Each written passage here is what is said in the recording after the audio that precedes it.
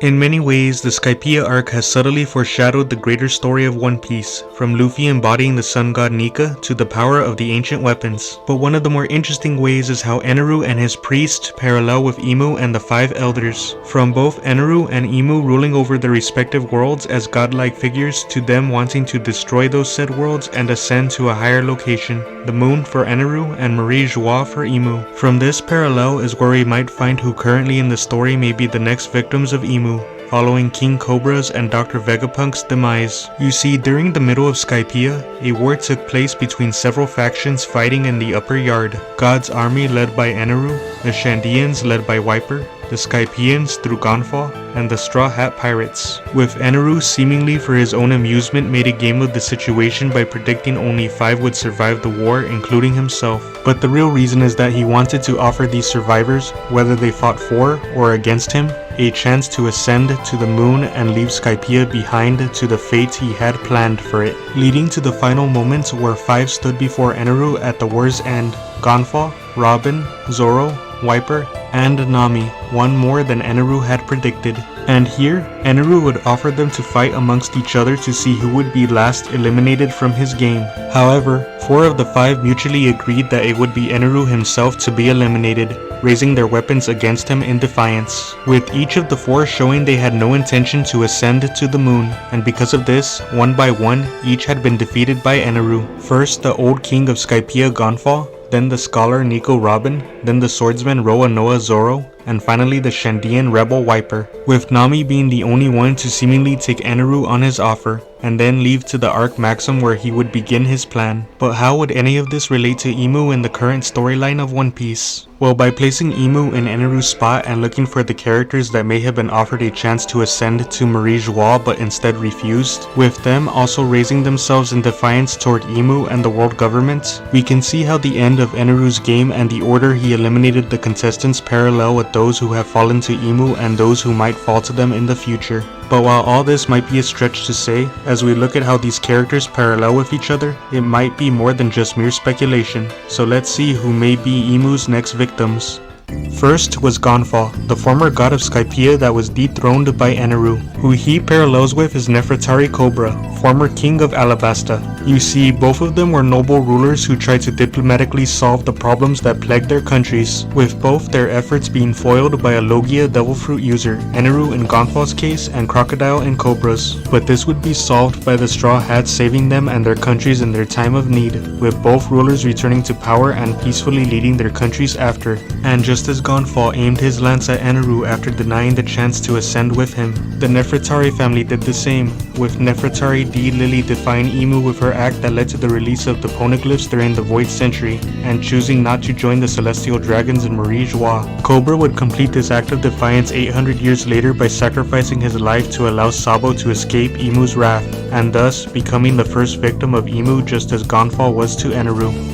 Second was Nico Robin, the scholar of the destroyed island of Ohara that seek to find the forbidden true history of the world. Who she parallels with is Dr. Vegapunk, another scholar who continued Ohara's work into the research of the Void Century. The similarities between these two are many, with their vast intelligence, association with Cloudy Clover, the Giants of Elbaf, and the Revolutionary Army, and then their persecution by the world government. But the most interesting parallel is when Eneru encountered Robin within the ancient ruins of Shandora, he acquired information from her that led him to figure out the location of the Golden Belfry, something he wanted. Just as Imu through the Elders acquired Vegapunk as a scientist working for the world government to build the Mother Flame that would later be used to power their ancient weapon. And just as Robin was offered a place on the moon with Eneru, one of Vegapunk's satellites, York, had been offered the same to become a celestial dragon by the Elders, leading to how Robin tried to use this information of the Belfry as a bargaining chip against Eneru's attempt to destroy Skypia, causing him to dispose of her in the process. Vegapunk would do similar by using the funding of the world government to research the history they forbade, causing Imu to retaliate by using Saturn and Kizaru to dispose of him as well, with Vegapunk's main body, the Stella, becoming the second victim of Imu. Now these two comparisons establish what we've seen so far in the story. An important thing to note is how Cobra's and Vegapunk's demise happened an arc apart chronologically, as the end of the reverie took place while the Straw Hats were in Wano. This could mean the next victim of Imu may take place following the Egghead arc and into Elbaf.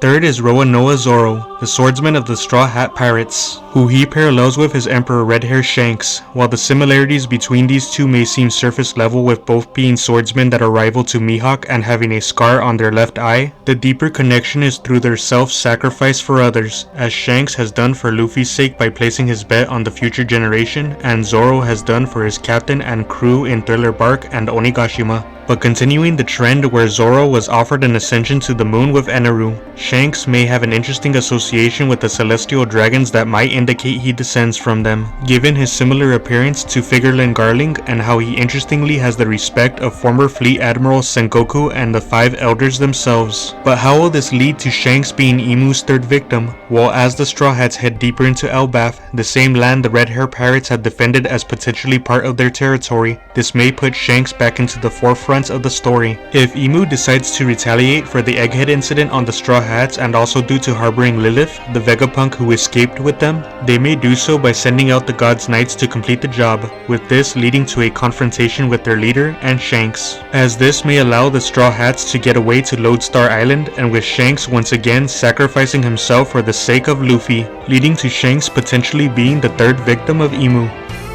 Fourth was the Shandian warrior Wiper, who led the Shandians in the war to overthrow Eneru's rule, who he parallels with is Monkey D. Dragon, leader of the revolutionary army who seeks to overthrow the world government led by Imu. Both these characters know what it takes to fight a war and the sacrifices that come with it, as Wiper had to leave behind his humanity to do whatever it took to reclaim his homeland for his people. Dragon had to do the same by leaving his son behind with his grandfather to lead the revolution, leading to both suffering great loss along the way with their friends and comrades, with Wiper losing Kamakiri and Loki to Eneru and Dragon losing Kuma and Genie to the world governments. And both now have similar goals as well, with Wiper wanting to take back Skypia for the Shandian people and Dragon fighting to secure the safe pieces of land for the people to evacuate from the great flood caused by Imu, leading to where Wiper had been offered a place in Eneru's paradise. So could have Dragon potentially with Marie Joie, as he was a marine in the navy who is the son of Vice Admiral Monkey D. Garp, potentially a rival to Akainu, and likely the user of the Wind Logia Devil Fruits. He could have attained the position of Admiral had he stayed,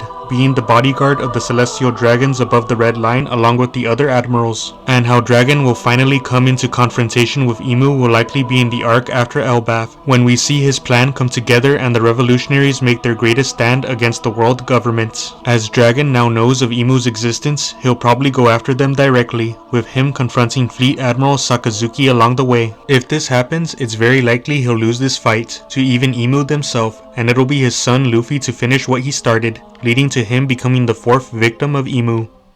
The last among the 5 left before Eneru was Nami, and unlike the previous 4, she didn't raise a weapon to him. Instead, she seemingly agreed to join him to his paradise, who she parallels with is Nefertari Vivi, princess of the Alabasta Kingdom, and the parallels again seeming obvious, with both previously working for a pirate organization, the Arlong Pirates for Nami and Baroque Works for Vivi, in order to save their people in Kokoyashi and Alabasta, with both of them leaving their groups later on and joining the Straw Hats. But the interesting parallel between them in this situation is how they were seemingly accepted by their enemy, with Eneru willing to take Nami to the moon despite knowing she's a pirate who's after the gold he had stockpiled in the Maxim, comparing to Imu having an interest in Vivi, wanting her brought before them directly, despite Imu's existence being kept a secret to only a select few and harboring a dislike for the Nefertari family. Going even further with how Nami and Vivi parallel, not with each other, but with Eneru and Imu themselves, where Nami's abilities over the weather and the lightning matches with Eneru's, and Vivi's status as a member of the 20 founding families of the world government and her ability to influence the world matches with Imu's. But continuing to just as Nami was brought to the Maxim to start Eneru's journey to paradise, only to gather information and betray him, choosing her friends in the end. Vivi will likely follow this same path, with whatever Imu has planned and why they may require her, she wouldn't genuinely follow along,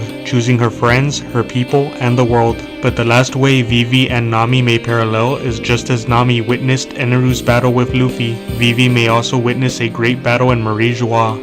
Leading to the final 3, you see, besides the 5 that were before Eneru, there are 3 others he did not account for in his game who were hidden and showed up in the end: Pierre, Isa, and of course, Luffy. All three were trapped within the giant snake Nola, while Eneru defeated the first four and traveled to the Maxim with Nami, and these three shared the same goal once they were free, to find and reach where Eneru went to with Nami. And fitting them into this scenario as well, where Vivi would be in the hands of Imu, we'd see who these three would match with. Pierre would parallel with Karu, Vivi's pet duck and lifelong friend that traveled with her throughout her journey. As Pierre acted as a physical way to reach Eneru, Karu would do the same to reach Vivi, and we'd finally see his progression as we did with the other Straw Hats after the time skip, where Karu would fly up the red line. Isa would parallel with Jewelry Bonnie, the child member of the worst generation who is currently traveling with the Straw Hats to Elbaf. As Isa acted as the mental way to locate Eneru and Nami's location, Bonnie would do the same with her knowledge of infiltrating Marie Joie and Pangea Castle, giving the opportunity for her to get vengeance for her father, and perhaps discover the reason why she was specifically given the Age Devil Fruits. And finally Luffy, who'd he parallel with? Himself.